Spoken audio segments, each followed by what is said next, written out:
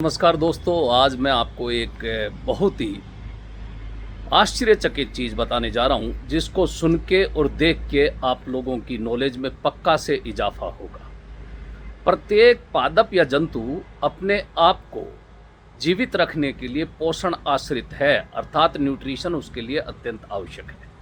हम लोग भी, मनुष्य भी खाना खाता है, पानी पीता है और सांस भी लेता है। बिल्कुल इसी तरह से पेड़ पौधे भी खाना खाते हैं, खाना बनाते भी हैं और श्वसन की क्रिया भी करते हैं। पता है, अपने में तो हीमोग्लोबिन, ऑक्सीजन को ऑक्सी हीमोग्लोबिन की फॉर्म में और कार्बन डाइऑक्साइड को कार्बोक्सी हीमोग्लोबिन की फॉर्म में हमारे में नसों का तंत्र बना हुआ है, जिसको नर्वस सिस्टम कहते हैं। और इस तरह की नर्व्स और वेन्स हमारी ये पूरी सप्लाई करती हैं। लेकिन आज मैं आपको वाकिफ कराना चाहूँगा, क्या पेड़ पौधों में भी इस तरह की नसें होती हैं? क्या पेड़ पौधों में भी अगर नस कट जाए तो उसमें इस तरह की प्रक्रिया रुक सकती है? आप लोग देखना, आज मैं आप लोगों को वाकिफ कराना चाहूँगा फाइकस बंगालेंसिस बनियन ट्री, जिसको हम वट वृक्ष या बरगद के नाम से जानते हैं।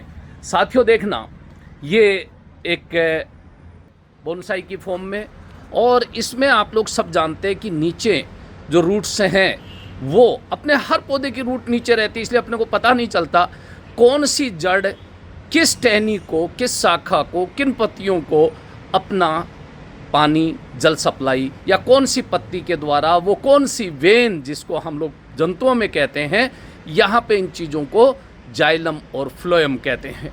वाटर का कंडक्शन जड़ों से पेड़ पौधों तक जाता है जाइलम के थ्रू, जिसको हम लोग दारू के नाम से जानते हैं। और इसी तरह फ्लोएम, पत्तियां जो खाना बनाती है वो जड़ों तक और शाखाओं तक सब पे जाता है, जिसको हम फ्लोएम और हिंदी में पोषवाह कहते हैं, पोषण का वाहन करने वाला। साथियों, यहाँ पे क्या प्रोप रूट्स होती हैं, कुछ जड़ें होती हैं जो तने से निकलती हैं और फिर भूमि में जाती हैं, और ये भी जल और भोजन का संवहन करने में सहायक होती हैं। आप देखना, यहाँ पे एक प्रोप रूट सूख चुकी है, ये देखो, ये प्रोप रूट सूख चुकी है। ये देखो आप, ये मैं आपको दिखाना चाहूँगा, ये प्रोप रूट बिल्कुल सूख चुकी है और इसकी सप्लाई इस टहनी को थी।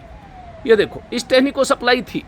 अब ये स्पेसिफिक इसी टहनी को जल सप्लाई कर रही थी, लेकिन इस प्रोप रूट के सूखने की वजह से ये टहनी भी, देखो मैं आपको दिखाना चाहूँगा, सूख चुकी है।